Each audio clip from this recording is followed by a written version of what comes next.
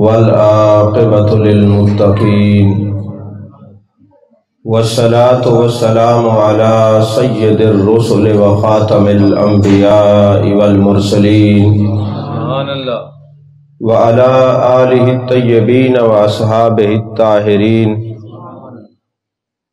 اما بعد فاعوذ باللہ من الشیطان الرجیم، بسم اللہ الرحمن الرحیم۔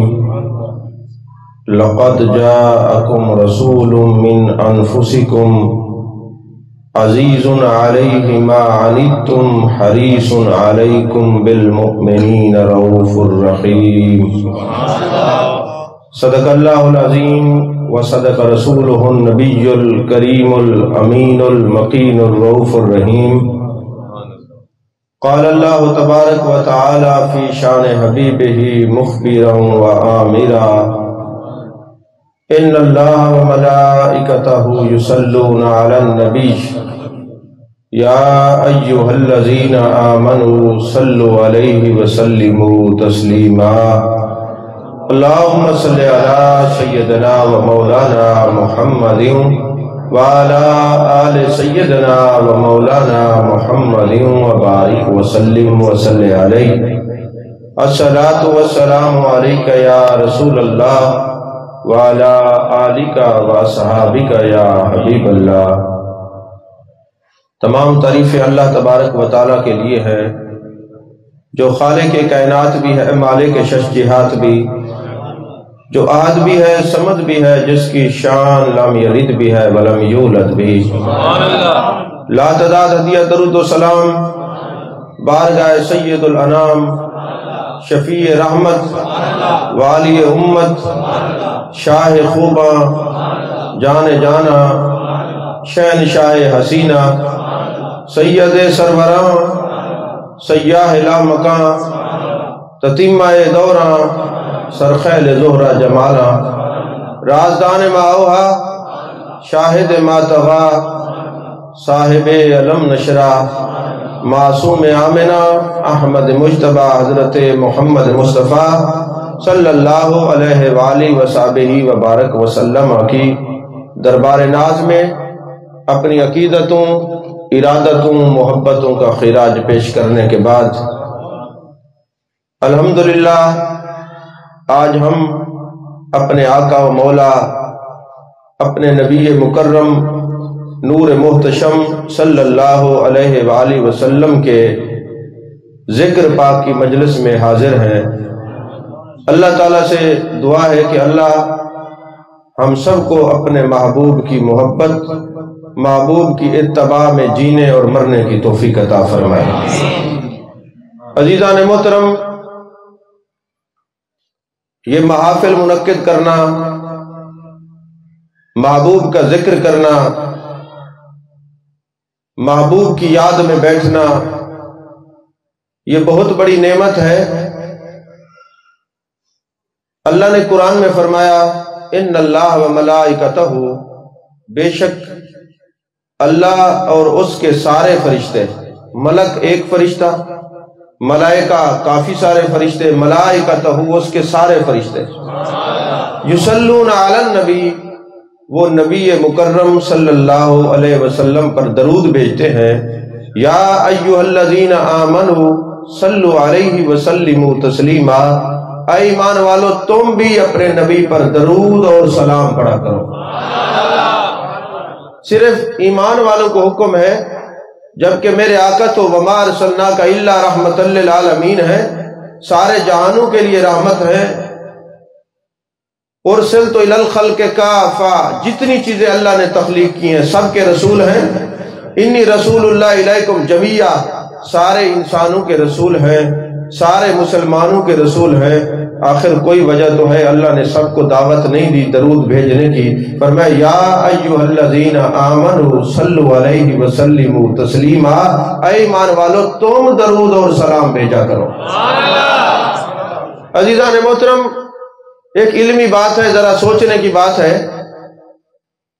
یہ درود بھیجنے والے اللہ کو اتنا پیارے ہیں، چاہے وہ جن ہوں، چاہے انسان ہوں، چاہے فرشتے ہوں، کہ جو محبوب کا ذکر کرے اللہ ان سے خوش ہو کے ان کو اپنا کہتا ہے۔ بھئی کیسے اپنا کہتا ہے؟ آپ نے دیکھا قرآن پاک میں اللہ نے فرمایا اذ قال ربک للملائکہ، اور جب محبوب آپ کے رب نے فرمایا ملائکہ سے تو صرف ملائکہ فرمایا۔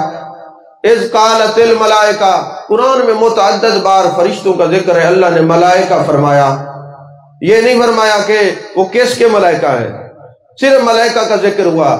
لیکن جب محبوب کی درود کی باری آئی، محبوب کے ذکر کی باری آئی تو فرمایا ان اللہ و ملائکتہ، بے شک اللہ اور اس کے سارے فرشتے۔ مفسرین کرام فرماتے اللہ نے جب ذکر کیا فرشتوں کا تو صرف فرشتے ارشاد فرمایا، لیکن درود بھیجنے والوں کو فرمایا میرے فرشتے، ملائکتہ اس کے فرشتے۔ فرمایا بات دراصل یہ ہے کہ جو جانے جانا، جانے کائنات مصطفیٰ جان رحمت صلی اللہ علیہ وسلم پر درود بھیجے، ان کا ذکر کرے، ان کی شان بیان کرے، اللہ ان کو اپنا کہتا ہے، اللہ ان کو اپنا فرماتا ہے کہ یہ میرے ہیں، یہ میرے ہیں۔ اور آپ اٹھائیں صحیح بخاری کتاب التفسیر اٹھائیں، ابو العالیہ امام بخاری کے استاد ہیں، وہ فرماتے ہیں ان اللہ و ملائکتہ یصلون علی النبی، اللہ درود بھیجتا کیسے ہے؟ ہم تو پڑھتے ہیں نا اللہم صلی علی محمد الصلاۃ والسلام علیک یا رسول اللہ، درود ابراہیمی بھی پڑھتے ہیں۔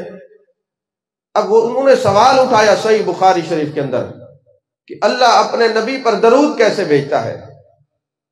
وہ فرماتے ہیں اللہ اپنے فرشتوں میں اپنے محبوب کے کبھی چہرے کا ذکر کرتا ہے، کبھی محبوب کی زلفوں کا ذکر فرماتا ہے، کبھی محبوب کے ہاتھوں کا ذکر فرماتا ہے، کبھی محبوب کی باتوں کا ذکر فرماتا ہے، کبھی محبوب کے کمالات کی بات کرتا ہے۔ تو مجھے بتائے امام بخاری نے صحیح بخاری میں حدیث بیان کر کے یہ لفظ لکھا کہ فرشتوں کے اجتماع میں اپنے محبوب کی عظمتیں اور شانیں بیان کرتا ہے، تو امام بخاری نے بتا دیا لوگوں اجتماع میں یہ کہنا محبوب کے مدوحہ کا چہرہ ہے، واللیل کی زلفیں ہیں، ما زغ البصر وما طغی کے کاجل والی آنکھیں ہیں، ید اللہ والے ہاتھ ہیں، لسان اللہ والی زبان ہے، علم نشرہ کا سینہ ہے۔ اللہ نے نبی کا ذکر بلند کیا ہے، اللہ نے نبی کی شانیں بلند کی ہیں، اللہ نے نبی کی عظمتیں بلند کی ہیں۔ یہ تو سنت الہیہ ہے، اور وہ اللہ اس پر قادر ہے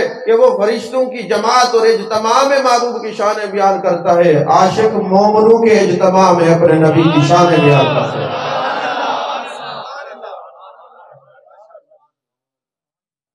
عزیزان محترم، ہم جو اپنے نبی کی آمد پر جھنڈا اپنے گھر پہ لگاتے ہیں، لوگ پوچھتے ہیں بتائیں اس کی حیثیت کیا، یہ فرض ہے، واجب ہے، سنت ہے، کیا ہے؟ میں نے کہا یہ فرض نہیں ہے، یہ واجب نہیں ہے۔ کہا پھر لگاتے کیوں ہیں؟ میں نے کہا لگانے کی وجہ ہے، پہلے آپ یہ بتائیں میدان جنگ میں لوگ جھنڈا اٹھاتے تھے کہ نہیں اٹھاتے تھے؟ آپ بھی کہیں کوئی جنگ ہو، جس ملک کے ساتھ مخالف کے ساتھ جنگ ہو، تو سارے ممالک وہ جھنڈے لگاتے ہیں، جہاں تک جس کی حدود ہوتی ہے وہاں پہ جھنڈے لگاتے ہیں۔ تو اگر آپ تھوڑا سا ڈیپلی سوچیں، گہرائی اور گہرائی میں جائیں، تو آپ کو پتہ چلے گا جھنڈے کا تعلق جو ہوتا ہے، جس کا جھنڈا ہے اس کے ساتھ تعلق کا اظہار کرنے کے لیے جھنڈا لگایا جاتا ہے، تعلق کا اظہار کرنے کے لیے جھنڈا لگایا جاتا ہے۔ تو آپ کو یہ بات آسانی سے سمجھ آ جائے گی کہ اگر کسی کے گھر پہ شیر والا جھنڈا لگا ہو تو بتانے کی ضرورت نہیں یہ کس پارٹی کا ہے، اگر تیر والا جھنڈا لگا ہو تو بتانے کی ضرورت نہیں یہ کس پارٹی کا نمائندہ ہے، اور اگر جناب بلے والا جھنڈا لگا ہو تو بتانے کی ضرورت نہیں یہ کون سی پارٹی کا ہے، تو اگر گنبد خضرا والا جھنڈا لگا ہو تو بتانے کی ضرورت نہیں اس کا تعلق کس سے ہے، اس کا تعلق جانے جانا سے ہے، اپنے نبی سے۔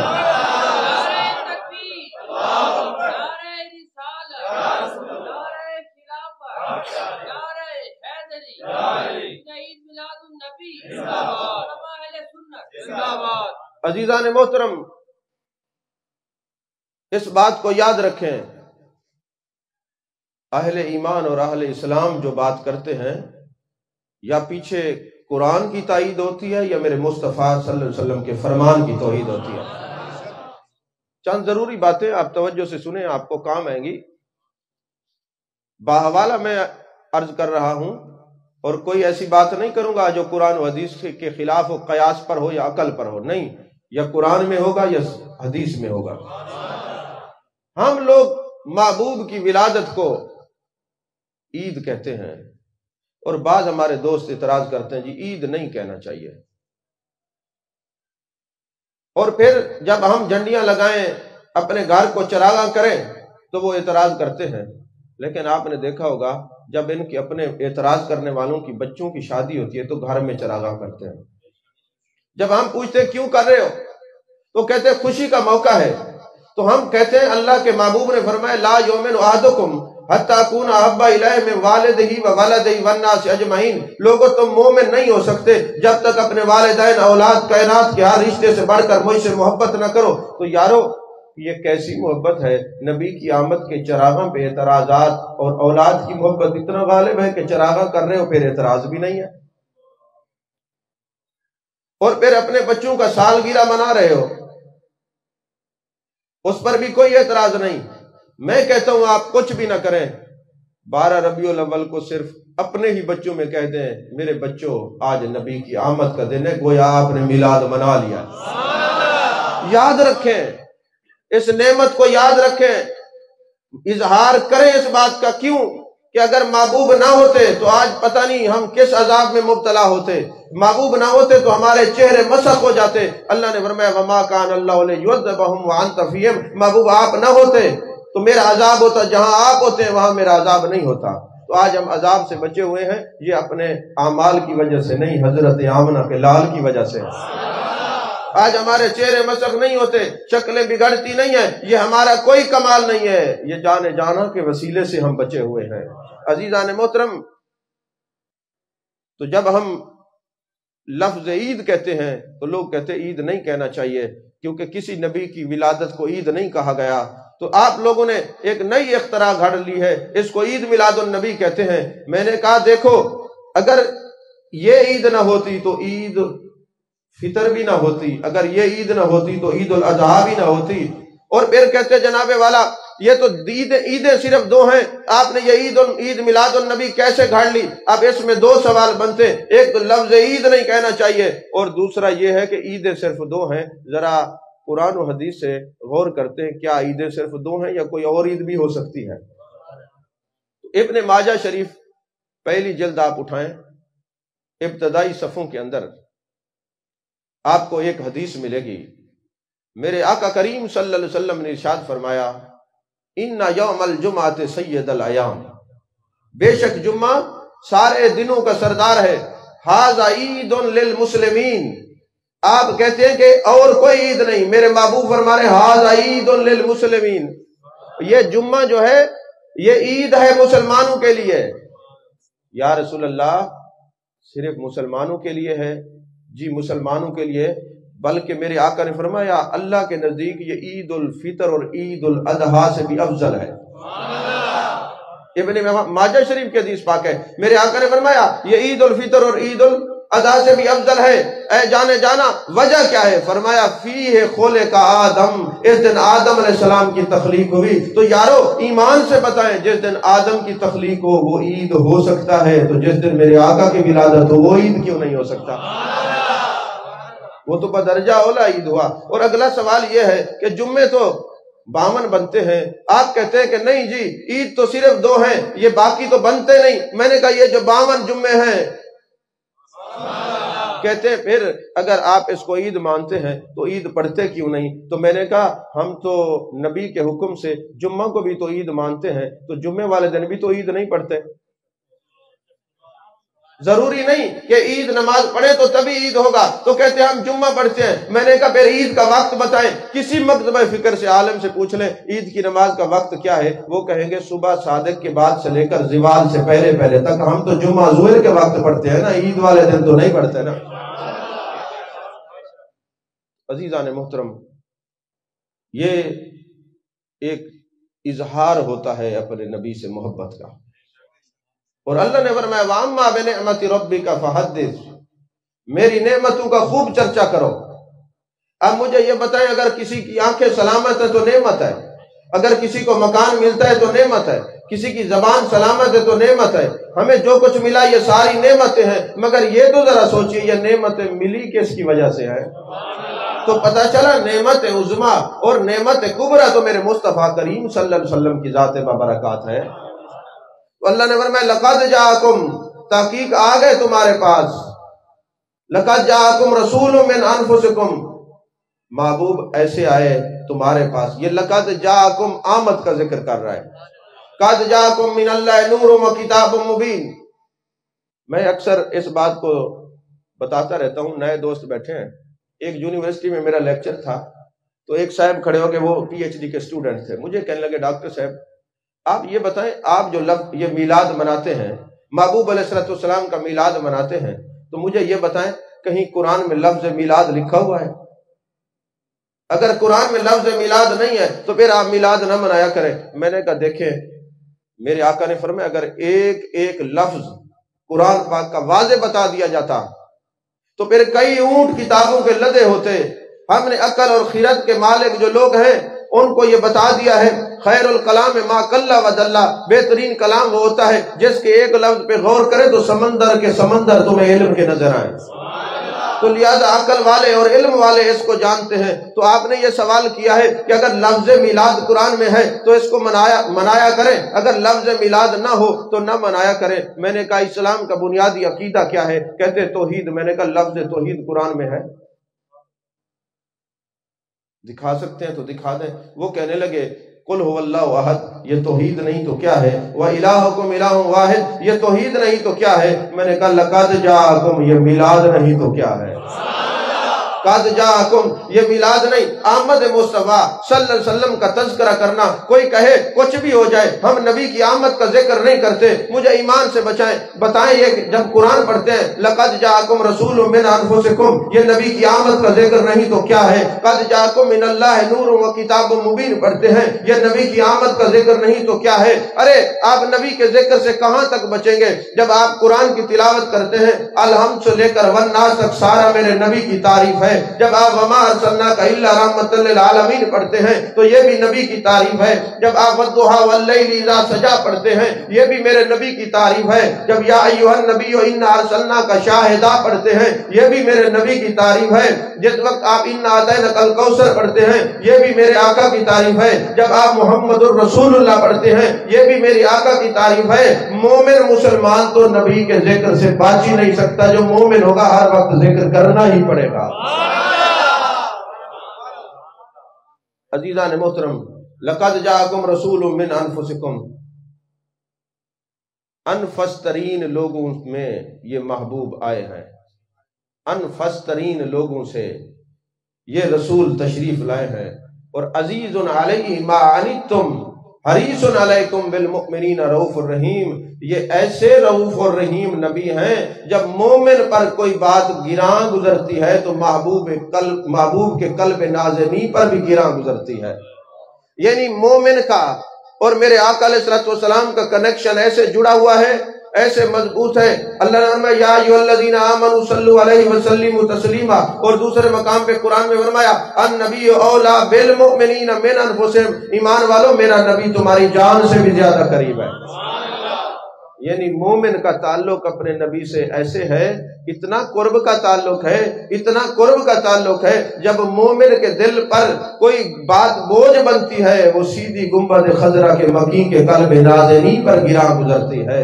اسی لیے مفسرین نے کتب تفاسیر کے اندر یہ بات لکھی ہے کہ جب کوئی مومن مسلمان پر تکلیف آئے، اس کو پریشانی آئے، تو یہ نہ کہا کرے میرا کوئی پرسان حال نہیں، ارے میرا کوئی نہیں ہے، اگر میرا کوئی ہوتا تو دیکھو آج میں بند گلی میں آ گیا، میں ایک جگہ پہ مقید ہو کے رہ گیا، میرا کوئی نہیں۔ کہا جب وہ کہتا ہے تو قرآن کہتا ہے عزیز علیہ ما عنتم حریص علیکم بالمؤمنین رؤوف الرحیم۔ ترجمہ کیا بنتا ہے؟ خنجر چلے کسی پہ تڑپتے ہیں ہم امیر، سارے جہاں کا درد ہمارے جگر میں ہے۔ فرماتے جب کوئی مومن یہ کہتا ہے تو محبوب کے قلب نازنی پر گراں گزرتا ہے، بوجھ بنتا ہے۔ ارے میرا کلمہ پڑھنے والے مومنو، جس کا کوئی نہیں اس کے نبی تو ہیں، تم یہ کیوں کہتے ہو تمہارا کوئی نہیں ہے؟ میں جو ہوں تمہارے لیے، غریبوں کے ماوا و ملجا میرے نبی، یتیموں کے آقا و مولا میرے نبی۔ عزیزان محترم، میرے آقا کے صحابہ تشریف فرما ہے، یہ حدیث پاک مسلم شریف کے اندر بھی ہے، نسائی ابن ماجہ ترمذی شریف کے اندر بھی ہے، مسند احمد کے اندر بھی ہے، معجم الکبیر کے اندر بھی ہے۔ ذرا اس کو توجہ سے سنیے گا، میں کیا آپ کے سامنے اپنے نبی کی جو احادیث مبارکہ ہے وہ سامنے رکھنے لگا ہوں۔ میرے آقا کے غلام تشریف فرما ہے، توجہ ہے آپ۔ مسجد نبی شریف ہے، مدینہ کے اندر جانے کائنات صلی اللہ علیہ وسلم تشریف فرما ہے، اور میرے آقا کے صحابی، میرے آقا کے تمام غلام۔ حدیث پاک کے اندر یہ الفاظ ہیں کہ مسجد پوری بھری ہوئی تھی، ایک بندے کے بھی مزید بیٹھنے کی جگہ نہیں تھی، اتنا مسجد نبی شریف کے اندر رش تھا، اتنا رش تھا۔ میرے آقا کریم صلی اللہ علیہ وسلم بڑے تیز تیز قدموں سے چلتے ہوئے مسجد کے اندر تشریف لائے۔ جیسے ہی میرے آقا کریم صلی اللہ علیہ وسلم مسجد میں تشریف لائے، میرے آقا نے پہلا سوال کیا کیا؟ فرمایا ما اجلسکم، کس لیے بیٹھے ہوئے ہو؟ ما اجلسکم، کس لیے بیٹھے ہوئے ہو؟ ذرا میں عشق کی بولی میں کہہ دوں، یہ جلسہ کیوں کر رہے ہو؟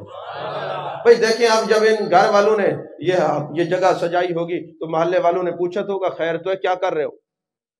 کسی بچے کی شادی ہے، کوئی فنکشن ہے، کیا وجہ ہے بتائیں تو صحیح، کیا کر رہے ہو؟ پوچھا ہوگا نا۔ ایسے میرے آقا نے فرمایا کس لیے بیٹھے ہو؟ تمہارے بیٹھنے کا مقصد کیا ہے؟ فرمایا ما اجلسکم، کیوں بیٹھے ہو؟ صحابہ نے کیا جواب دیا؟ قالوا جلسنا نذکر اللہ ونحمد علی ما ہدانا للاسلام ومن علینا بک۔ فضل رب العلا، اور کیا چاہیے؟ مل گئے مصطفیٰ، اور کیا چاہیے؟ عرض کرنے لگے یا رسول اللہ صلی اللہ علیہ وسلم، ہم اس لیے بیٹھے ہیں، ہمیں دین ملا آپ کی وجہ سے، ہمیں اسلام ملا آپ کی وجہ سے، ہمیں قرآن ملا آپ کی وجہ سے، ہمیں رحمان ملا آپ کی وجہ سے۔ آقا بیٹھنے کا اور کوئی سبب نہیں، آپ ملے ہیں تو سب کچھ ملا ہے۔ آپ کی آمد کا یہ جلسہ سجا کے بیٹھے ہوئے ہیں،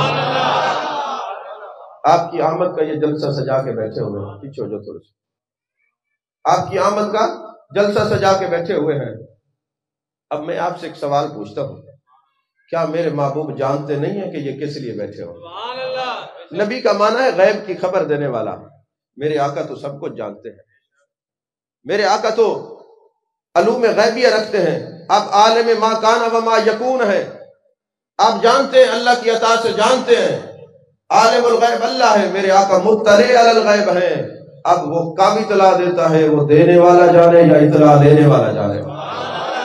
تو میرے آقا علیہ السلام سے جب بھی کسی نے سوال کیا، اب بخاری شریف میں کئی مرتبہ یہ حدیث پاک آئی ہے، حضرت ام حارثہ آتی ہیں، جب حضرت حارثہ شہید ہو گئے، پوچھنے لگیں یا رسول اللہ صلی اللہ علیہ وسلم یہ بتائیں، میرا بیٹا شہید ہو گیا، اگر جنت میں ہے تو اللہ کا شکر ادا کروں، اگر کہیں اور ہے تو مجھے بتائیں، میں اپنا رونا دھونا شروع کروں؟ تو جانے کائنات مصطفیٰ جانے رحمت صلی اللہ علیہ وسلم یہ فرماتے مجھے کیا خبر؟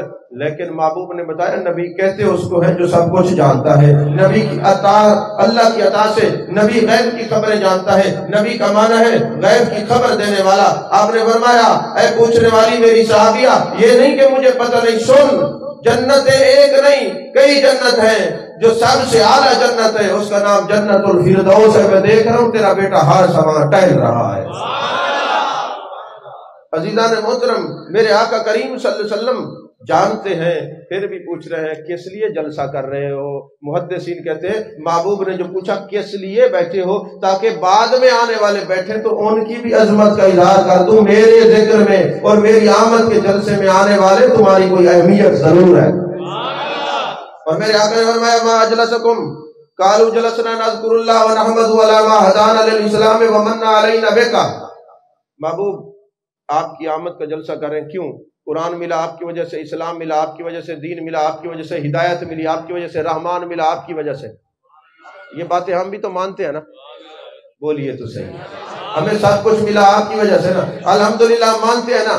تو یہ اظہار تشکر ہے کہ میرے آقا نے فرمایا جو کسی انسان کا شکر گزار نہیں ہو سکتا وہ کبھی رحمان کا شکر گزار بھی نہیں ہو سکتا۔ تو یہی وجہ ہے کہ ہم اظہار تشکر کے لیے محفل سجاتے ہیں، اظہار تشکر کے لیے محافل سجاتے ہیں۔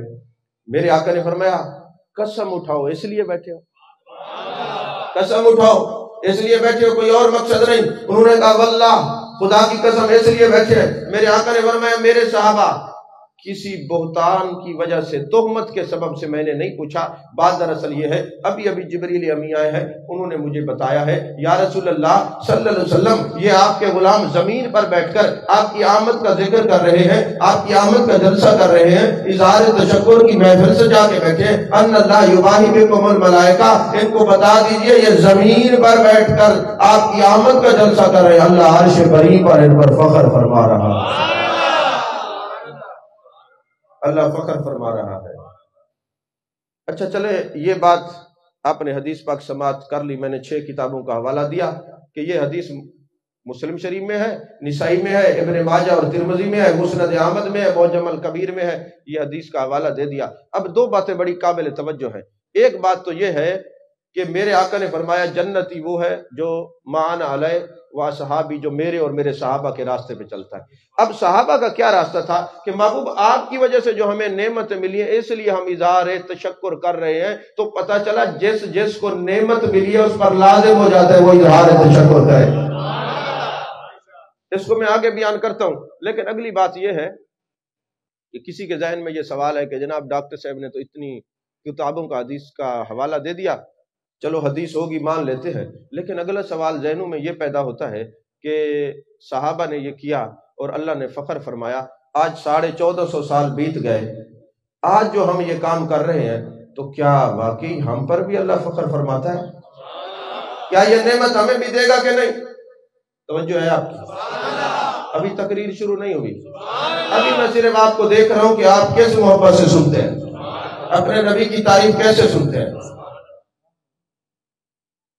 تو آپ بڑے توجہ اور محبت سے سنا کریں۔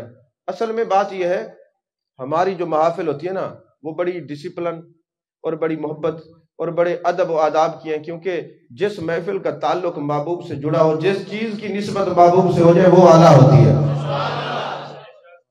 تو اب یہ سوال جب ذہنوں میں پیدا ہوا کہ یارو صحابہ نے تو احمد مصطفیٰ صلی اللہ علیہ وآلہ وسلم کا ذکر کیا، تو کیا اللہ نے ان کو انعام دیا، ہمیں بھی دیتا ہے؟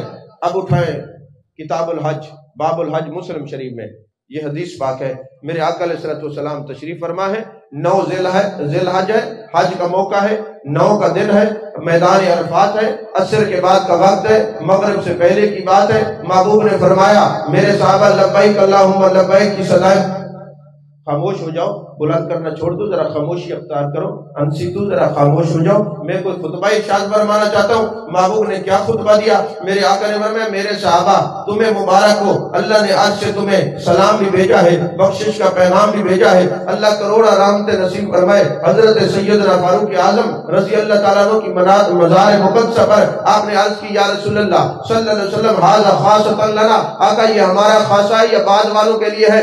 تو میرے آقا نے شریعت کا مزاج سمجھا دیا کہ جو کام میرے فاروق اعظم میرے صحابہ تم کرو گے، جو انعام اللہ تمہیں عطا فرمائے گا، قیامت تک جو بھی وہ کام کرتا رہے گا اللہ وہی انعام ان کو بھی عطا فرماتا رہے گا۔ اب یہاں تک آپ کو بات سمجھ آ گئی ہے، تو اب تھوڑا ہم یہ غور کرتے ہیں کہ نبی کی آمد کا جو اظہار تشکر ہے کس کس کو منانا چاہیے۔ اگر کوئی بچی سوچتی ہے کہ مجھے نبی کی آمد کے لیے شکرانے کے طور پہ اس بات کو سمجھنا چاہیے، نبی کے شکرانے کی محفل پہ مجھے شکر ادا کرنا چاہیے، اظہار تشکر کی محفل میں جانا چاہیے، اس کو سمجھنا چاہیے، تو واقعی اس بچی پر بنتا ہے، کیونکہ بچی پر احسان میرے مصطفیٰ کا یہ ہے، اگر میرے آقا نہ ہوتے تو بچیوں کا وجود نہ ہوتا، میرے آقا تشریف لائے جو بچیوں کو زندہ درگور کر دیا جاتا تھا، میرے آقا کی وجہ سے آج ساری بچیوں کا وجود بچا ہوا ہے، تو ان پر یہ فرض بنتا ہے کہ نعمت کا اظہار کریں، تشکر کریں۔ توجہ ہے آپ کی؟ اچھا، جو لوگ زندہ درگور کرتے تھے بچیوں کو، یہ بھی تو ایک جرم تھا، قتل تھا، ان پر بھی دیت بنتی ہے۔ اب کوئی ایسے آقا و مولا ہوں جو قتل ہوئے ہیں، جو زندہ درگور ہوئے ہیں، ان کو بھی راضی کریں، اور جنہوں نے کیا ہے ان کی بھی بخشش کروائیں، یہ بھی تو وجود مصطفیٰ ایک نعمت تھا۔ یہی وجہ ہے دارمی شریف کی حدیث پاک ہے، اور عربی کی جو کتاب ہے صفحہ نمبر 7 کے اوپر ہے، اور تفسیر کبیر کے اندر بھی ہے یہ بات، یہ دونوں کو ملا کے عرض کر رہا ہوں۔ میرے آقا کریم صلی اللہ علیہ وسلم کے پاس ایک شخص آتا ہے، زار و قطار رونے لگ جاتا ہے، جانے جانا جانے کائنات مصطفیٰ جان رحمت صلی اللہ علیہ وسلم پوچھتے ہیں، اے میرے پاس آنے والے بتاؤ کیوں روتے ہو؟ تیرا گھر برباد ہو گیا، تیرا گھر ویران ہو گیا، وجہ کیا بنی؟ اس نے کہا یا رسول اللہ صلی اللہ علیہ وسلم ایک بات ہے جو مجھے شب و روز سونے نہیں دیتی، لیل و نہار کی گردشیں مجھے پریشان کرتی ہیں۔ میرے آقا نے فرمایا وجہ کیا ہے بتا۔ آنے والے کا نام دہیا کلبی تھا، حضرت دہیا کلبی اس وقت مسلمان نہیں ہوئے تھے لیکن وہ اتنے حسین اور خوبصورت تھے، بعد میں جبریل امی بھی ان کی شکل میں آیا کرتے تھے۔ صوفیہ کرام فرماتے ہیں کیونکہ دہیا کلبی میرے آقا کے غلام ہیں تو بڑے حسین تھے اور میرے آقا کے بڑے پیارے تھے، جبریل امی ان کی شکل بن کے آتے تھے۔ کہا ہم جو اللہ کے پیاروں کی شکل بنا کے رکھتے ہیں یہ بھی ملکوتی سنت ہے۔ یہاں تصور شیخ کا بھی ایک باب کھلتا ہے، جو تصوف کو سمجھنے والے ہیں ان کے لیے بھی ایک راز اس میں مضمر ہے، پوشیدہ ہے۔ تو وہ آتے ہیں حضور والا لیل و نہار کی گردشوں میں بے چین رہتا ہوں، میں بیٹھ نہیں سکتا، میرے عجیب معاملات ہیں۔ میرے آقا نے فرمایا بتا کیا ہوا؟ حضور میں گھر سے جانے لگا تھا کچھ عرصے کے لیے تو میرے گھر میں بچہ پیدا ہونے والا تھا، میں نے اپنی بیوی کو کہا اگر بیٹا پیدا ہو تو چھوڑ دینا، بیٹی پیدا ہو تو زندہ درگور کر دینا۔ اے جانے کائنات مصطفیٰ جان رحمت صلی اللہ علیہ وسلم میں یہاں سے چلا گیا، جب واپس آیا تو 3 سال کی بچی میرے آنگن میں کھیل رہی تھی، میں ناراض ہو گیا، دور جاہلیت میں گزر رہا تھا، ابھی العلم نور، علم کا نور ملا نہیں تھا، قد جاءکم من اللہ نور و کتاب مبین کا نور مجھے میسر نہیں تھا۔ آقا میں نے بچی کو ساتھ لیا اور جا کے زمین کھودنے لگ گیا تاکہ بچی کو زندہ درگور کروں۔ یا رسول اللہ جب میں زمین گڑا کھودتا تھا وہ میری بچی چھوٹے دوپٹے سے میرے جبین کو صاف کرتی تھی، میرے چہرے کو صاف کرتی تھی اور کہتی تھی ابا جی کیا کر رہے ہیں، یہ کیا کر رہے ہیں؟ میرے دل کے اندر اس وقت ظلمت تھی، اندھیرا تھا، علم کا نور نہیں تھا، آپ کی محبت کا نور نہیں تھا۔ آقا میں نے وہ گڑا کھودتا رہا، جب اس نے یہ بات شروع کی میرے آقا تو عزیز علیہ ما عنتم حریص علیکم بالمؤمنین رؤوف الرحیم، میرے آقا وما ارسلناک الا رحمۃ للعالمین، میرے آقا تو جانوروں کے دکھ کو برداشت نہیں فرماتے، میرے آقا تو حشرات الارض کی تکالیف کو برداشت نہیں فرماتے۔ یہ تو ایک انسان تھی، بچی تھی، اشرف المخلوقات میں تھی، میرے آقا بچیوں سے اتنا پیار کرتے تھے۔ ایک دن کسی کا بچہ گم ہو گیا، ایک بچی باہر آتی ہے، سر پہ دوپٹہ نہیں ہے، میرے آقا نے اپنے ہاتھ مبارک سے اس کے سر پہ دوپٹہ رکھا اور فرمایا بیٹی سر کے اوپر دوپٹہ نہیں اترنا چاہیے۔ کسی نے کہا حضور یہ مسلمان نہیں کافر کی بیٹی ہے، میرے آقا نے فرمایا بیٹی بے شک کافر کی ہے، بیٹی تو بیٹی ہوتی ہے نہ چاہے کسی کی بھی ہو۔ اگر بیٹیوں کے حقوق کسی نے بتائے تو میرے مصطفیٰ کریم صلی اللہ علیہ وسلم ہے، تو ہر بچی پر لازم ہے میرے محبوب کی سیرت کو اپنائے، میرے نبی کی آمد کا اظہار تشکر کی محفل سجائے، اللہ کا شکر ادا کرے، اور کچھ نہیں تو اکیلی بیٹھ کے پردے کی حالت میں محبوب پہ درود بھیجے، آقا اگر آپ نہ ہوتے تو آج میں نہ ہوتی، میرا وجود آپ کی وجہ سے ہے۔ توجہ ہے آپ کی، آپ کا وجود، میرا وجود آپ کی وجہ سے ہے۔ اب حضرت دہیا کلبی کہتے ہیں یا رسول اللہ صلی اللہ علیہ وسلم میں زمین کھودتا رہا اور وہ مٹی جب میرے چہرے پہ آتی وہ میری بچی صاف کرتی، میرے آقا کی آنکھوں سے آنسو روا ہو گئے۔ میرے آقا نے فرمایا 1 منٹ کے لیے خاموش ہو جا۔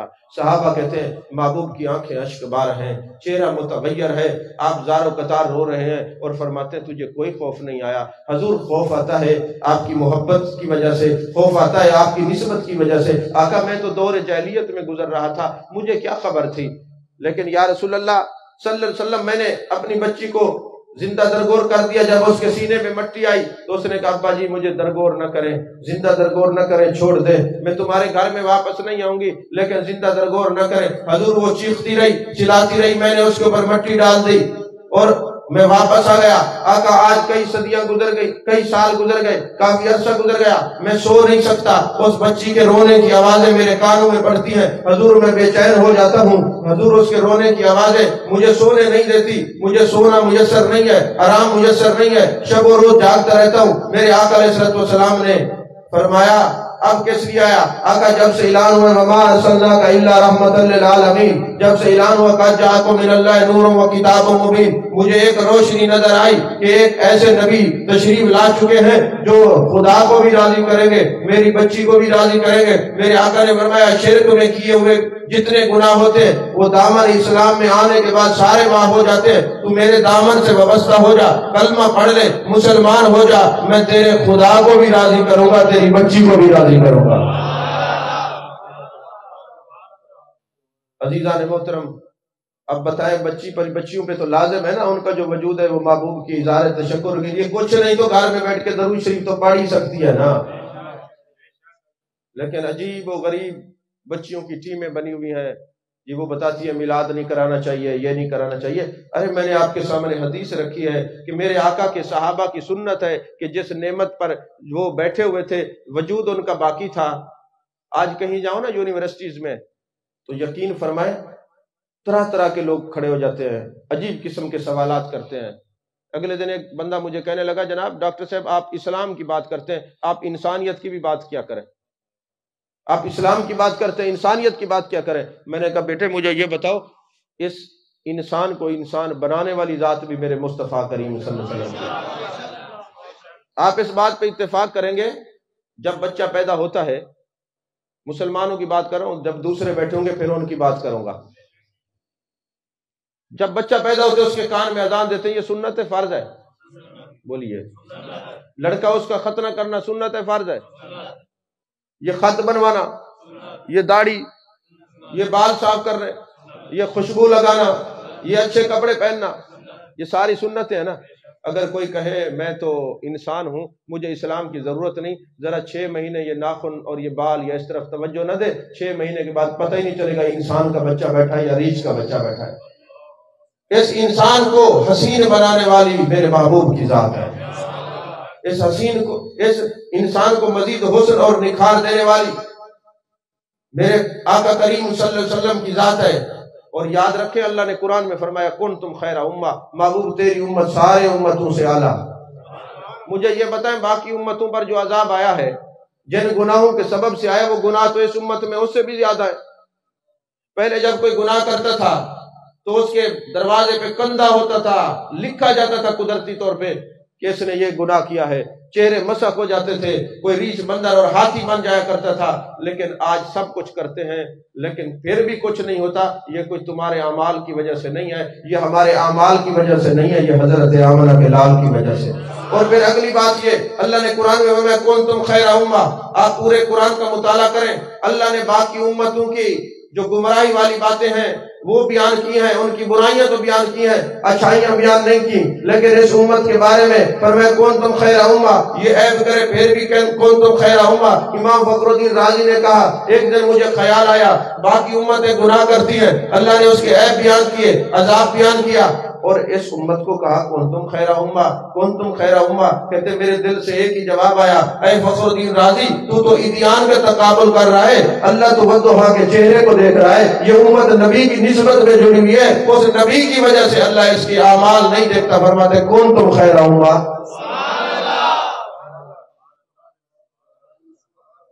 عزیزان محترم مجھے یہ بتائیں ہم اپنے نبی کا ذکر نہ کریں تو پھر کس کا ذکر کریں؟ سیدی و سندی حضور غزالی زمان راضی دوران سید احمد سید شاہ صاحب کاظمی رحمۃ اللہ علیہ ایک جگہ تقریر کر رہے تھے، آپ نے عظمت مصطفیٰ صلی اللہ علیہ وسلم پر خطبہ دیا۔ ایک بندہ کہنے لگا کاظمی صاحب آپ اپنے نبی کا ذکر حد سے کرتے ہیں، حد سے بڑھ جاتے ہیں۔ آپ نے فرمایا مولانا حد تم بتا دو ہم نہیں بڑھیں گے۔ اس نے کہا حد ہے نہیں، فرمایا میں بھی تو یہی کہہ رہا ہوں نبی کے ذکر کی کوئی حد ہے ہی نہیں۔ توجہ ہے آپ عزیزان محترم، ایک شاعر تھا، شاعروں کے دل بڑے رقیق القلب ہوتے ہیں، بڑے نرم دل ہوتے ہیں شاعر جو ہوتے ہیں۔ تو ایک شاعر نے 360 بچیوں کو قتل ہونے سے بچایا، پھر اس کو دولت ایمان میسر آئی۔ تو ایک دن محبوب علیہ السلام کی مجلس لگی ہوئی تھی، عرض کرنے لگا آقا میں نے جو 360 بچیوں کو قتل ہونے سے بچایا ہے، زندہ درگور ہونے سے بچایا، مجھے کچھ ملے گا؟ محبوب مسکرائے فرمایا ہم جو تجھے مل گئے اور کیا چاہیے، فضل رب اللہ اور کیا چاہیے، مل گئے مصطفیٰ اور کیا چاہیے۔ ارے جس کو میرے آقا علیہ السلام مل جائے اس کو اور کیا چاہیے۔ ابھی دیکھیں نا اس وقت آپ اور بھی کوئی اس کا فائدہ نہ سمجھے ذکر رسول کا، تو اتنا تو سمجھ لے، کوئی بازاروں میں پھر رہا ہوگا، کوئی ہوٹلوں میں بیٹھا ہوگا، کوئی تاش کھیل رہا ہوگا، آخر کوئی تو بات ہے کہ آپ اپنے محبوب کے ذکر میں بیٹھے ہیں اور مسرور بیٹھے ہیں اور چہرے پہ خوشی کے اثرات ہیں۔ وجہ کیا ہے؟ الارواح جنود مجندۃ، شاہ عبدالحق محدث دہلوی علیہ رحمہ فرماتے ہیں جس کو وہاں پہ ملاقات ہوئی اس کی یہاں ملاقات ہوگی، جس کا عالم ارواح میں تعارف ہوا اس کو یہاں بھی تعارف ہوگا، جہاں جس نے وہاں لذت چکھی ہے عشق رسول کی اور ذکر رسول کی، وہ یہیں پہ بھی ذکر کرے گا۔ جو وہاں ملے ہیں یہاں بھی وہی ملیں گے، جنہوں نے وہاں ذکر کیا ہے وہ بھی یہی کریں گے۔ پھر یہاں بات ختم ہوئی، فرمایا وہاں بھی یہ ذکر رسول کرتے تھے، یہاں بھی کرتے ہیں، پھر جنت میں جائیں گے تو وہاں بھی ذکر رسول کریں گے۔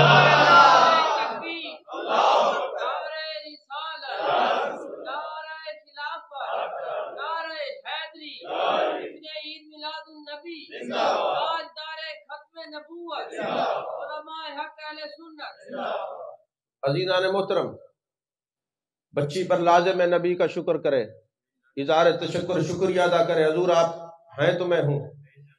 اگر بیوہ ہے تو بیوہ جب کوئی خاوند کسی کا فوت ہو جاتا اس کو گدے پہ بٹھا کے اس کو پتھر مارا کرتے تھے، اس کو منحوس سمجھا جاتا تھا، اس کی تذلیل کی جاتی تھی جب تک بیوہ زندہ رہتی، اور بعض کتابوں میں ہے کہ کوشش کی جاتی ہے اس کی بھی ساتھ تدفین کر دیں۔ لیکن آج بیوہ کا وجود باقی ہے تو میرے مصطفیٰ کریم صلی اللہ علیہ وسلم کی وجہ سے ہے، اور میرے آقا نے بیوہ سے نکاح کرنے کو خود نکاح کر کے اپنی سنت قائم کر دی تاکہ ان کو عزت بخشو۔ اور اگر کوئی ماں کہے کہ میں بھی اظہار تشکر کروں تو بالکل ہر ماں پر لازم ہے وہ اپنے نبی کا شکریہ ادا کرے۔ کیوں؟ اس لیے کہ میرے آقا نے فرمایا میں جنت کو عرش معلی سے کھینچ کر میں نے ماں کے قدموں میں رکھ دیا ہے۔ ماں کے قدموں کے نیچے جنت ہے، ماں کے قدموں کے نیچے جنت ہے۔ اور اگر کوئی باپ کہے کہ جناب میں کس لیے میلاد مناؤں، میں نبی کا شکر کیوں ادا کروں، تو سن لو میرے آقا نے فرمایا باپ کی رضا میں خدا کی رضا چھپی ہوئی ہے۔ ارے جو اپنے والدین کو راضی کرے گا وہ اپنے مصطفیٰ کو راضی کرے گا۔ چھوٹا کہے کہ میرے اوپر نبی کا کیا احسان ہے، بڑا کہے میرے اوپر کیا احسان ہے، تو سن لو میرے آقا نے فرمایا من لم یرحم صغیرنا ولم یوقر کبیرنا فلیس منا، جو چھوٹے پر شفقت نہ کرے وہ میرا نہیں، جو بڑے کا احترام نہ کرے وہ میرا نہیں۔ ارے میرے نبی نے چھوٹوں کو شفقت سکھائی ہے، بڑوں کا احترام سکھایا ہے، ساتھ تو چھوٹے پر بھی ہے بڑے پر بھی ہے۔ سمجھ میں آ رہی ہے بات؟ منکرو تم پر میرے آقا کی عنایت نہ صحیح، کلمہ پڑھانے کا بھی احسان گیا۔ ذرا غور تو کرو آپ آج کس وجہ سے بچے ہوئے۔ ایک بڑا علمی نکتہ ہے، ذرا توجہ دلانا چاہتا ہوں۔ شیطان بنا کیوں ہے؟ کبھی آپ نے غور کیا ہے؟ ذرا توجہ تو کرے نا، کبھی اس پہ ڈیپلی سوچیں تو صحیح، شیطان کیوں شیطان بنا؟ اچھا مجھے آپ ایمان سے بتائیں، شیطان نے کہا تھا اے اللہ میں آدم کو سجدہ نہیں کرتا، کیوں؟ میرا معبود تو ہے، میرا الہ تو ہے، میرا خالق تو ہے، میرا مالک تو ہے، میں نے تیرے علاوہ کسی کو سجدہ نہیں کرنا۔ یہ بات غلط ہے؟ اب بولو تو صحیح ہے، توجہ سے بولو، یہ بات غلط ہے کہ صحیح ہے؟ خالق کوئی اور ہے، مالک کوئی اور ہے، معبود کوئی اور ہے، الہ کوئی اور ہے۔ آپ کہیں تو مومن، اس نے کہا تو شیطان، آخر وجہ کیا ہے؟ بس یہی بات سوچنے کی ہے۔ شیطان نے کہا اللہ تجھے تو مانتا ہوں، تیرے نبی کو نہیں مانتا، تو جس نے نبی کو چھوڑ کے خدا کو مانا وہ شیطان بنا، اور جس نے نبی کو مان کے خدا کو مانا وہ پکا مسلمان بنا۔ تو نبی کو چھوڑ کے خدا کو ماننا یہ توحید شیطانی ہے، نبی کو مان کے خدا کو ماننا یہ توحید رحمانی ہے۔ توجہ ہے آپ؟ یا کوئی اور سبب ہے شیطان بننے کا؟ تو دکھا دیں یہی سبب ہے، اور کوئی سبب ہے ہی نہیں۔ تو پتہ چلا اللہ کے محبوبوں کی توہین کر کے کوئی خدا کو پا نہیں سکتا، اللہ کے محبوبوں کی تعظیم کر کے ہی خدا کو پایا جا سکتا ہے۔ یہی وجہ ہے، ایک قبیلہ تھا وہ کہتا تھا ہمیں نبی کی ضرورت نہیں ہے، ہمارا بڑا ڈائریکٹ اللہ سے تعلق ہے، ہم تو ڈائریکٹ خدا کو ماننے والے ہیں۔ جب اللہ تعالیٰ نے اللہ کی بارگاہ تک یہ بات پہنچی، ویسے اللہ عالم الغیب ہر بات جانتا ہے، نبی کی عظمت کے اظہار کے لیے اللہ نے فرمایا قل ان کنتم تحبون اللہ، محبوب ان سے بتا دیجئے اگر یہ اللہ کی محبت کے دعوے دار ہیں فاتبعونی، ان سے فرمائیے میرے پیچھے پیچھے چلو، یحببکم اللہ، پھر اللہ تمہیں محبوب بنا لے گا، پھر اللہ تمہیں محبوب بنا لے گا۔ ارے اللہ محبوب بنا لے گا، اس میں بہت بڑا راز ہے جس کو حضرت علامہ اسماعیل حقی رحمت اللہ علیہ نے تھوڑا پردہ ہٹایا، کہا ڈائریکٹ جو مانگنے والا قبیلہ تھا اللہ نے نفی کر دی، فرمایا میرے نبی کو چھوڑ کے میرے سامنے نہ آنا، میرے نبی کے پیچھے چل کے آنا، یحببکم اللہ، پھر میں تمہیں اپنا محبوب بنا لوں گا، محبوب بنا لوں گا، محبوب بنا لوں گا۔ فرمایا یہ لفظ محبوب یحببکم اللہ کیوں استعمال فرمایا تمہیں محبوب بنا لے گا، وہ محب بن جائے گا۔ کون سا ایسا محب ہے جو محبوب کی بات کو ڈالتا ہے؟ تم کہتے جاؤ گے وہ دیتا جائے گا، تم سوال کرتے جاؤ گے وہ عطا کرتا جائے گا۔ توجہ ہے کرے، والدین کو جو عزت ملی ہے دامن مصطفیٰ میں ملی ہے صلی اللہ علیہ وسلم۔ یہی وجہ ہے ایک صحابی آتا ہے، یا رسول اللہ صلی اللہ علیہ وآلہ وسلم میں نے ایک منت مانی تھی اور وہ منت پوری ہو گئی، بات پوری ہو گئی، بات پوری ہو گئی، منت مانی تھی وہ یہ تھی، میں نے کہا اگر میرا فلاں کام ہو جائے تو میں جنت کی چوکھٹ کو بوسہ دوں گا اور عرش معلیٰ کے کنگرے کو بوسہ دوں گا۔ یہ شیخ جعفر مکی علیہ الرحمہ نے اس کو لکھا ہے، جو 900 ہجری کے امام ہیں۔ اچھا پھر یہ جو ماں کے قدموں کے نیچے جنت ہے، اس کے لیے ماں کا رابعہ بصری ہونا ضروری نہیں، کوئی گناہگار اماں بھی ہو تاب بھی اولاد کی جنت اسی کے قدموں میں ہے۔ اور باپ کے چہرے کو دیکھنے سے حج کا جو ثواب ملتا ہے، میرے آقا نے فرمایا جو محبت سے باپ کے چہرے کو دیکھے گا حج کا ثواب ملے گا۔ ایک صحابی نے عرض کیا حضور اگر کوئی 100 بار دیکھے، فرمایا اس کی رحمت بڑی ہے، جتنی بار محبت سے دیکھتا جائے گا حج کا ثواب بھی بڑھتا جائے گا۔ اس کے لیے بھی باپ کا حسن بصری ہونا ضروری نہیں ہے، مزدور اور گناہگار باپ بھی ہو تب بھی جس کا باپ ہے بیٹے نے دیکھا تو حج کا ثواب ملے گا۔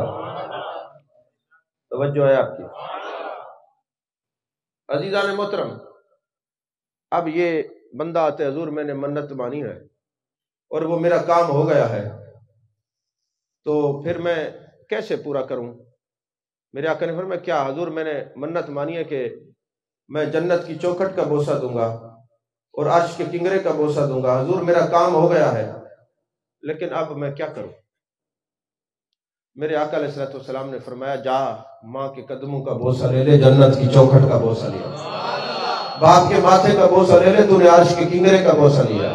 آقا دونوں فوت ہو گئے ہیں، پر میں قبرستان چلا جا، قدموں کی طرف سے ماں کی قبر کا بوسہ لے لے اور باپ کے سر کی طرف سے سر کا بوسہ لے لے، تیری منت پوری ہو جائے گی۔ اور میرے آقا علیہ السلام نے فرمایا لوگوں جس کے والدین اللہ نہ کرے کسی وجہ سے ناراض ہو کے دنیا سے گئے ہوں، وہ بچہ جمعرات کو یا جمعے کو یا صبح ہفتے کی صبح ہر ہفتے اپنے والدین کی قبر پہ جایا کرے، ان کے لیے استغفار کیا کرے، ان کے لیے دعا مانگا کرے۔ میں نبی وعدہ کرتا ہوں قیامت والے دن خدا کو بھی راضی کروں گا، اس کے والدین کو بھی راضی کروں گا۔ عزیزان محترم، ہر ایک پر میرے آقا کا احسان ہے۔ اگر کوئی یتیم کہے میرے اوپر کیا احسان ہے، یتیموں پر احسان میرے مالک نے یہ کیا۔ میرے آقا نے فرمایا زمین پر سب سے بہترین گھر وہ ہے جس میں یتیم کی عزت کی جاتی ہے، بہترین گھر وہ ہے جہاں یتیموں کو رکھا جاتا ہے، کھلایا پلایا جاتا ہے۔ اور میرے آقا کی حدیث پاک ہے، میرے آقا نے فرمایا موجم الصغیر کے اندر حدیث ہے، میرے آقا نے فرمایا جس طرح زمین پہ دیکھے نا عرش پہ تارے نظر آتے ہیں، جب عرش کے فرشتے زمین پہ دیکھتے ہیں تو جس گھر میں یتیم کی عزت کی جاتی ہے وہ تاروں کی طرح گھر چمکتا ہوا آسمان پہ نظر آتا ہے۔ اور پھر میرے مصطفیٰ کریم صلی اللہ علیہ وسلم نے فرمایا جس کا دل سخت ہو جائے، دل نرم نہ ہو، ذکر کرنے کے قابل نہ رہے، وہ کسی یتیم کے سر پہ پیار سے ہاتھ پھیرے اس کا دل نرم ہو جائے گا۔ عزیزان محترم، یہی وجہ ہے میرے آقا علیہ السلام نے فرمایا لوگوں پہلے لوگوں کا مال کھا جاتے تھے، اور میرے آقا نے آ کے لوگوں کو بتایا عہد کیا ہوتا ہے، وعدہ کیا ہوتا ہے، معاہدہ کیا ہوتا ہے، ایگریمنٹ کیا ہوتا ہے، محبوب نے سکھایا۔ اور میرے آقا جب مکے میں رہتے تھے ہجرت سے پہلے، ایک بچے کے کہنے پہ 3 دن کھڑے رہے اور بتایا کہ وعدہ کیا ہوتا ہے، وعدہ پورا کیسے کرنا ہے، عہد کیسے نبھانا ہے۔ یہی وجہ ہے میرے آقا علیہ السلام، آج ہم سارے کہتے ہیں نا تبلیغ کرتے، ہم تبلیغ کرتے، یقین فرمائیں جو طریقہ تبلیغ ہے اگر آپ اس کو سامنے رکھیں، وہ طریقہ تبلیغ ہم لوگوں نے چھوڑ دیا ہے۔ طریقہ تبلیغ کیا ہے؟ جو میرے مصطفیٰ کا طریقہ ہے۔ ایک ہے تبلیغ کی تاریخ، ایک ہے تبلیغ کا طریق۔ تاریخ بڑی پرانی ہے تبلیغ کی، مگر طریقہ کار کیا ہے؟ جب میرے آقا علیہ السلام نے اللہ کی توحید اور اپنی رسالت کا سبق دینا تھا، مجھے یہ بتائیں سب سے پہلے محبوب نے کیا کیا؟ دسترخوان بچھایا، لوگوں کو کھانا کھلایا، پھر پوچھا لوگوں تم نے مجھے کیسا پایا ہے؟ لوگوں نے کہا حضور ہم آپ کو صادق اور امین جانتے ہیں؟ فرمایا جب تم مجھے صادق اور امین جانتے ہو تو میرے کہنے پہ خدا کو مان لو۔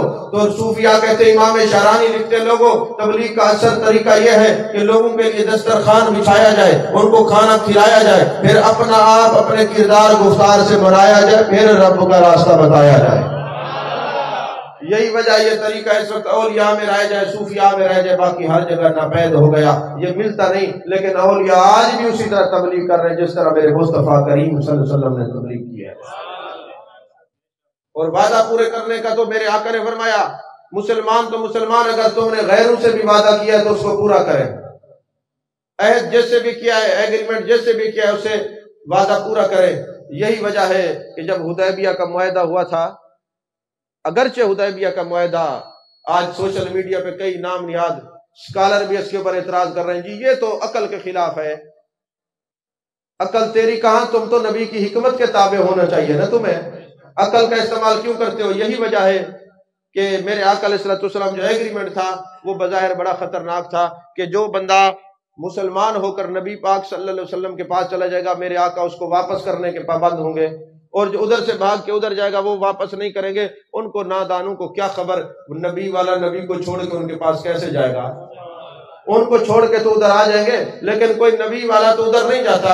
یہی وجہ ہے کہ حضرت ابو جندل رضی اللہ تعالیٰ عنہ اور حضرت ابو بصیر دو صحابہ کا ایک جیسی بات ہے۔ میں عرض کرنے لگا ہوں، جب حضرت ابو بصیر رضی اللہ تعالیٰ عنہ اپنے گھر میں رہتے ہیں، زنجیروں سے جکڑے ہوئے ہیں، ایک دن نہ بیمائے زنجیر مدینے پہنچ جاتے ہیں، آپ کے جسم مبارک سے خون رس رہا ہے، اور جب وہاں پہ مدینے پہنچتے ہیں، ابھی آقا علیہ السلام کے سامنے پہنچے تھے، جانے کائنات مصطفیٰ جان رحمت صلی اللہ علیہ وسلم نے دیکھا ہی تھا، پیچھے کافروں کے دو سپاہی پہنچ گئے۔ انہوں نے کہا جناب آپ کا یہ معاہدہ ہے، آپ نے یہ عہد کر رکھا ہے کہ جو بندہ بھاگ کے آپ کے پاس آئے گا واپس کریں گے، لہٰذا ہم ابو بصیر کو لینے کے لیے آئے ہیں، یہ ہمارے حوالے کر دیں۔ میرے آقا علیہ السلام نے فرمایا ابو بصیر ان کے ساتھ چلے جاؤ، ہم نے زبان دے رکھی ہے، ہم نے عہد کر رکھا ہے، معاہدہ کر رکھا ہے، واپس چلے جاؤ۔ اب یہاں تو کوئی اگر استاد اپنے شاگرد سے ناراض ہو جائے تو شاگرد استاد بدل لیتے ہیں، کوئی شیخ اپنے مرید سے ناراض ہو جائے تو وہ کہتے ہیں ہمیں ضرورت ہی نہیں ہے، لیکن وہ عشق کے منزل پر وہ پہنچے ہوا وہ ابو بصیر محبوب کا عاشق، میرے آقا نے فرمایا ابو بصیر واپس چلے جاؤ۔ یہ کتنا کٹھن اور دل پہ بوجھ ڈالنے والا ایک فیصلہ تھا۔ ابھی بیٹھے نہیں، اچھی طرح محبت سے چہرہ ودہا کی زیارت نہیں کی، محبوب نے حکم دیا واپس چلے جاؤ۔ حضرت ابو بصیر جاتے ہیں اور پیچھے مڑ مڑ کے دیکھتے ہیں، میرے آقا علیہ السلام دیکھتے رہے۔ آخر میں میرے آقا نے فرمایا ابو بصیر پریشان ہونے کی ضرورت نہیں، ایک دن میرا پیغام تجھے ضرور ملے گا، تجھے میں ضرور بلاؤں گا، میرا پیغام تجھے ضرور پہنچے گا۔ پھر کیا ہوا، حضرت ابو بصیر جب باہر نکلے، وہ جو سپاہی تھے نا انہوں نے کہا ابو بصیر بڑے تھے تم ہجرت کر کے آئے، ارے تیرے نبی تجھے ٹھہرانا چاہتے تو ٹھہرا ہی لیتے، کیا ہوتا، دیکھا تجھے واپس کر دیا۔ جب انہوں نے تانا دیا نا، دشمنوں کے غیر مسلموں کے تانے دل کو ریزہ ریزہ کر دیتے ہیں، کاش وہ محسوس کرنے والا دل ہو کسی مسلمان کا۔ تو جب انہوں نے یہ تانا دیا، حضرت ابو بصیر ان کے پاؤں میں لرزہ نہیں تھا، تمکنت تھی۔ انہوں نے کیا جواب دیا، فرمایا اوے بدبختو تم کیا سمجھتے ہو تمہاری ان باتوں سے اپنے نبی سے دور ہو جاؤں گا؟ خدا کی قسم میرا عشق اور بڑھ گیا ہے، میرا نبی کافروں سے بھی جو وعدے کرتا ہے وہ بھی پورے کرتا ہے، میری محبت اور بڑھ گئی، غیروں سے بھی میرا نبی جو وعدہ کرے پورا کرتا ہے۔ اور جب تھوڑے فاصلے میں گئے نا، ابو بصیر نے ان پر حملہ کر دیا، ایک قتل ہو گیا دوسرا بھاگ گیا۔ اب ابو بصیر جو تھے انہوں نے مکے اور مدینے کے درمیان ایک وادی ایس، آپ بھی موجود ہے، وادی ایس میں ڈیرا لگا لیا، کیونکہ میں واپس جاؤں گا تو بچوں گا نہیں، ادھر جاؤں گا تو محبوب نے ایگریمنٹ کر رکھا ہے، معاہدہ کر رکھا ہے۔ اب وادی اس میں حضرت ابو جندل گئے، وہ بھی اسی طرح کرتے کرتے ایک نہیں دو نہیں 3000 صحابہ وہاں جمع ہو گئے، 3000 صحابہ وہاں پر جمع ہو گئے۔ جب 3000 صحابہ جمع ہو گئے نا، اب کافر جو تھے وہ مسلمانوں کا مال و متاع لوٹ لیتے تھے۔ پھر میرے آقا علیہ السلام نے اللہ کے حکم سے ان کو اجازت دے دی کہ جب ان کے پاس کوئی، تمہارے پاس کوئی مشرک آ جائے تم بھی ان کا مال لوٹ لیا کرو، یہ مال غنیمت ہے۔ اب بظاہر وہ کافر سمجھ رہے تھے ہم بڑے کامیاب ہو گئے، لیکن ان کو کیا خبر تھا، کیا خبر تھی کہ نبی کے دیوانے مستانے جو ہے وہ اپنی دنیا بسا لیتے ہیں، کسی کے مرہون منت نہیں رہتے، اب وہ وادی عیش میں رہتے۔ اب جب دیکھا نا کافروں نے بھی جہاں سے گزرتے ہیں لوٹ لیے جاتے ہیں، وہ خود ہی محبوب علیہ السلام کے پاس آئے، کہنے لگے آئے محمد صلی اللہ علیہ وسلم ہم ایگریمنٹ ختم کرتے ہیں، اب جو آپ کا وہ آپ کا، اور جو آپ کا ہو جاتا ہے وہ ہمارے پاس آتا ہی نہیں۔ عزیزان محترم، ابو بصیر بیمار ہو جاتے ہیں، قریب المرگ ہوتے ہیں، صحابہ کہتے ہیں باقی کہ تیرے وصال کا وقت ہو گیا، کوئی نصیحت کوئی وصیت ہو تو بتا دے۔ اس نے کہا نہیں، ابھی موت نہیں آئے گی۔ جب مجھے سپاہی لے کے جا رہے تھے مسجد سے، جانا نے فرمایا تھا بصیر ایک دن میرا پیغام تجھے پہنچے گا، ابو بصیر ابھی پیغام پہنچے گا، تو اب تک میں کوئی پیغام پہنچا نہیں، لہذا ابھی میں نے مرنا نہیں۔ پھر آخری وقت ہے، نزا کا عالم طاری ہے، کسی نے جا کے بتایا کہ محبوب علیہ السلام ابو بصیر تجھے یاد کر رہے ہیں، تو کتب سیرت کے اندر یہ بات لکھی، انہوں نے دونوں ہاتھ اٹھا لیے، عالم غیب پہ آئے، کہا لوگوں دیکھو میں نہیں کہتا تھا نبی کا پیغام ضرور آئے گا، میرا نبی جیسے وعدہ کرتا ہے نبھانا بھی جانتا ہے۔ عزیزان محترم، جو میرا نبی جیسے وعدہ کرتا ہے نبھانا بھی جانتا ہے۔ میرے آقا علیہ السلام کے رضائی والد حضرت حارث، حضرت حلیمہ کے گھر والے جب آئے، مسلمان ہوئے، میرے آقا جہاں بھی جاتے ہاتھ پکڑے ہوئے ہیں، اور کسی نے پوچھا اے حارث آج تو بڑا عجیب معاملہ ہوا ہے کہ میرے آقا علیہ السلام نے تیرا ہاتھ پکڑا ہوا ہے۔ حضرت حارث نے ایک قیمتی جملہ کہا، فرمایا ہاں یہ تو کریم ابن کریم ایسے ہیں جن کا ہاتھ پکڑ لیتے ہیں نہ اس جہان چھوڑتے ہیں نہ اگلے جہان چھوڑتے ہیں، بس جس کا ہاتھ پکڑ لیتے پھر ہاتھ چھوڑتے نہیں۔ عزیزان محترم، حضرت عبداللہ بن مبارک جن کو امام المحدثین کہا جاتا ہے، جن کو امیر المومنین فی الحدیث کہا جاتا ہے، وہ عبداللہ بن مبارک ساری رات کسی کو ملنے کے لیے گئے، مجازی عشق میں مبتلا تھے، کھڑے رہے، ساری رات کھڑے رہے، پتہ نہ چلا، صبح کی اذان ہوئی تو سمجھ آئی شاید عشاء کا وقت ہو گیا ہے۔ ویسے آج کے اس فیس بک نے اور واٹس ایپ نے اور سوشل میڈیا نے نا کئی چیزیں کھلم کھلا وضاحتیں بیان کر دی ہیں کہ اب ہمیں زیادہ محنت سے دلائل سے کوئی بات سمجھانی نہیں پڑتی۔ کوئی ہمیں کہے جی حضرت شیخ عبد القادر جیلانی رضی اللہ تعالیٰ عنہ ساری رات کیسے عبادت کرتے تھے، تھکتے نہیں تھے؟ حضرت امام اعظم ساری رات کیسے کھڑے ہو کے عبادت کرتے تھے، تھکتے نہیں تھے؟ میں کہتا ہوں جس طرح تم فیس بک چلاتے ہوئے تھکتے نہیں، واٹس ایپ کرتے ہوئے تھکتے نہیں، تمہارا عشق مجازی ہے، ان کا عشق حقیقی تھا، مجاز والے نہیں تھکتے تو حقیقت والے کیسے تھک سکتے ہیں؟ تو آج کے دور میں یہ سمجھانا کوئی مشکل نہیں۔ تو یہ حضرت عبداللہ بن مبارک کسی کو ملنے گئے، صبح کی اذان بھی سمجھا شاید عشاء کا وقت ہے، تو جب آئے نا تو پتہ لگا یہ تو صبح ہے، اندر سے ندامت ہوئی، شرمندگی ہوئی، کاش میں مجاز کے لیے ساری رات کھڑا رہا، وقت کا پتہ نہیں چلا، حقیقت کے لیے کھڑا رہتا تو وقت کا تو پتہ چلتا، کوئی وقت کی قدر ہوتی، کوئی وقت کی اہمیت ہوتی۔ یہی وجہ ہے کہ انہوں نے توبہ کی اور تصوف کا رستہ اختیار کیا، اور ان کی اماں کہتی ہیں عبداللہ بن مبارک کی، اس کو کشف المحجوب میں داتا صاحب نے لکھا ہے، فرماتے ہیں ایک دن ماں کہتی ہے میں نے دیکھا جب میرا بیٹا نا ساری رات والذین یبیتون لربہم سجدا وقیاما کا مصداق بنتا، تو کہتے ایک دن میرا بیٹا سویا ہوا تھا، میں نے ایک اژدہا دیکھا سانپ جو گلے ریحان کی ٹہنی لے کر میرے بیٹے کے منہ سے مکھیاں اڑا رہا تھا اور اس کو پنکھا چل رہا تھا۔ میں نے کہا عبداللہ بن مبارک یہ مقام کیسے ملا؟ کہتے اماں جب سے میں ان کا ہوا ہوں سارا زمانہ میرا ہو گیا ہے، جو تیرے آستان سے لو لگائے بیٹھے ہیں، قسم خدا کی وہ دنیا بچھائے بیٹھے ہیں، مجھ میں تو کوئی اپنوں کی بات نہیں، کرم ہے ان کا جو اپنا بنائے بیٹھے ہیں۔ یہی عبداللہ بن مبارک ایک مجوسی کے ساتھ جنگ کر رہے ہیں۔ اب ہوا یہ کہ نماز کا وقت ہو گیا، جب نماز کا وقت ہوا تو آپ نے مجوسی کو کہا چونکہ مسلمان کو نماز کسی حال میں معاف نہیں ہے، پڑھنی پڑتی ہے، تو لہذا مجھے نماز پڑھنے دے۔ اس نے کہا جی پڑھ لو۔ جب اس کا وقت آیا شرک کرنے کا تو اس نے کہا میں نے تجھے اجازت دیا، تو مجھے اجازت دے۔ وہ بڑا طاقتور تھا، بڑا تگڑا تھا، جیسے وہ مصروف ہوا نا تو حضرت عبداللہ بن مبارک کہتے ہیں کہ میرے دل میں یہ بات آئی کہ اب تو یہ فارغ بیٹھا ہے، اس کو قتل کر دو۔ اب لڑ تو نہیں رہا، کس نے پوچھنا ہے؟ کہتے میں نے جیسے تلوار نکالی قریب گیا تو مجھے ہاتھ غیبی سے آواز آئی ان العہد کان مسئولا، قیامت والے دن ہر وعدے کے بارے میں پوچھا جائے گا۔ تو فرماتے میں واپس ہٹ گیا، ظاہر سی بات ہے وہ اندھا تو نہیں تھا، دیکھ تو رہا تھا کہ ایک سایہ قریب آیا، پیچھے ہٹ گیا۔ جب وہ فارغ ہوا کہنے لگا عبداللہ بن مبارک کیا بات تھی؟ تم تلوار لے کے مجھے آگے قتل کرنے کے لیے آئے اور پھر پیچھے ہٹ گئے، وجہ کیا ہے؟ انہوں نے کہا حاطف غیبی سے آواز آئی ہے، ان العہد کان مسئولا، بے شک قیامت والے دن ہر وعدے کے بارے میں سوال کیا جائے گا کہ وعدے نبھایا کرو۔ فرمایا اچھا یہ قرآن کی آیت ہے؟ انہوں نے کہا جی اللہ نے قرآن میں فرمایا ہے ہر وعدے کے بارے میں پوچھا جائے گا۔ اس نے کہا پھر ہم جنگ نہیں کرتے، پہلے مجھے کلمہ پڑھا کہ جس نبی کا دین اتنا سچا ہو، اپنے تو اپنے غیروں سے بھی وعدے نبھانا جانتا ہوں، اپنوں سے کیسے وعدے نبھاتا ہوگا؟ عزیزان محترم، ذکر رسول صلی اللہ علیہ وسلم دلوں کو زندہ کرتا ہے، ذکر رسول گھروں کو روشن کرتا ہے، محبوب کا ذکر قبروں کو روشن کرتا ہے۔ آخری بات کر کے گفتگو ختم کر رہا ہوں، وقت کافی ہو گیا، اور پھر سامعین بھی ماشاءاللہ وہی جو روزانہ ہوتے ہیں وہی آئے ہوئے ہیں، چند دوست نئے ہیں۔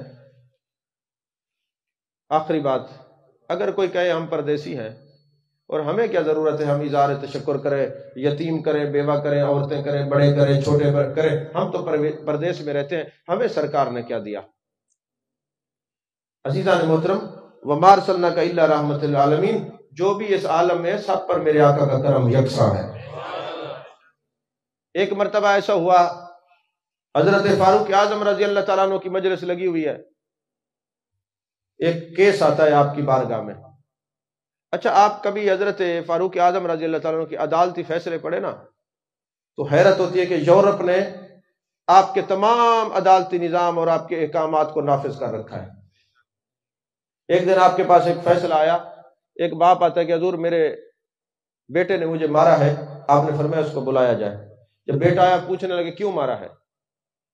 اس نے کہا حضور مسئلہ یہ ہے میرے باپ نے مجھے پڑھایا نہیں، مجھے تو سیدھا کلمہ نہیں آتا، یہ میں والدین کی توجہ دلانا چاہ رہا ہوں، مجھے تو کلمہ ہی نہیں آتا، مجھے تو کوئی بات نہیں آتی دین کے بارے میں۔ ہاں ایک بات ضرور آتی ہے، میرا باپ سارا دن مجھ سے اونٹ چرواتا ہے، اور جب دو اونٹ آپس میں لڑتے ہیں تو میرا باپ دونوں کو ڈنڈے مارتے، دونوں ایک دوسرے سے علیحدہ ہو جاتے ہیں۔ آج صبح جب میں گھر آیا تھا تو میں نے کیا دیکھا، اماں اور ابا دونوں لڑ رہے تھے، میں نے دونوں کو ڈنڈے مارا، میں نے سمجھا شاید کسی کو علیحدہ صلح کرانے کا طریقہ یہی ہے۔ حضرت فاروق اعظم رضی اللہ تعالیٰ نے فرمایا بیٹے کو سزا نہیں باپ کو دی جاتی، کیونکہ دی جائے گی، کیونکہ اگر یہ دین اسلام سکھاتا تو آج اس بچے کو پتہ ہوتا باپ کی عظمت کیا ہے، ماں کی قدر کیا ہے۔ سمجھ میں آ رہی ہے بات کہ نہیں؟ یہ پوچھا جائے گا ہر والدین سے۔ اور میرے آقا علیہ السلام نے فرمایا لوگوں اپنے بچوں کو 3 چیزیں سکھاؤ۔ کتنی چیزیں؟ 3 چیزیں سکھاؤ، میری محبت، میری اولاد کی محبت، اور تلاوت کلام مجید کی محبت۔ جو یہاں پہ دوست آئے ہوئے ہیں، بچے ہیں تو وہ بھی باپ بنیں گے، باپ ہیں تو ضرور یقیناً ان کے بچے ہوں گے۔ یہ ذرا بیٹھ کے نا دل میں سوچنا ضرور ہے۔ میرے آقا نے فرمایا 3 چیزیں سکھاؤ۔ کتنی چیزیں؟ میری محبت، میری اولاد کی محبت، اور تلاوت کلام مجید کی محبت۔ یہ تو میرے آقا نے فرما دیا، اور آپ یہ جانتے ہیں کہ وَأَمَّا بِنِعْمَةِ رَبِّكَ فَحَدِّثْ، جو ہے نعمت کا چرچا کرو۔ ثُمَّ لَتُسْأَلُنَّ يَوْمَئِذٍ عَنِ النَّعِيمِ، قیامت والے دن ہر نعمت کے بارے میں پوچھا جائے گا۔ اب یہ نعمت، محبت رسول نعمت، اولاد رسول کی محبت نعمت، تلاوت کلام مجید کی محبت نعمت۔ ذرا دل میں یہ سوچنا ضرور کہ آپ کے اور میرے نبی نے کہا ہے اپنے بچوں کو 3 چیزیں سکھانا، ہم نے سکھائی ہیں؟ نہیں سکھائی تو سکھانا شروع کر دے، ورنہ قیامت والے دن جواب دینے کے لیے تیار ہو جائے۔ سمجھ میں آ رہی ہے بات کہ نہیں آ رہی؟ اگر آپ نے یہ سکھائی ہوتی نا تو پھر آپ علماء پہ صرف تکیہ نہ کرتے، آپ کے بچے آپ کا جنازہ بھی خود پڑھاتے، آپ کو غسل بھی خود دیتے۔ اور حیرت ہے جنازہ کی دعا آپ کے بچوں کو نہیں آتی، خلاف بولتے آپ علماء کے ہیں۔ غسل آپ کے بچے آپ کو نہیں دے سکتے، آپ بولتے علماء کے خلاف ہیں۔ نکاح پڑھانا آپ کو نہیں آتا، اس وقت بھی جناب والا آپ علماء کے انتظار میں کئی کئی گھنٹے گزار دیتے ہیں۔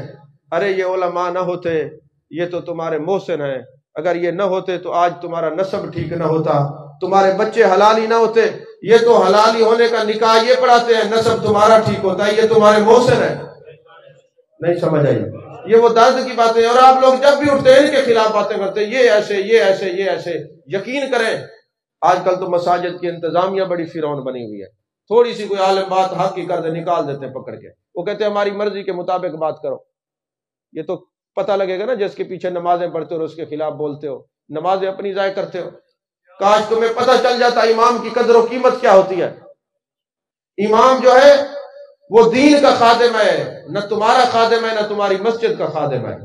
اس نے دین کی خدمت کرنی ہے، اس کو ذاتی ملازم نہ بنایا جائے۔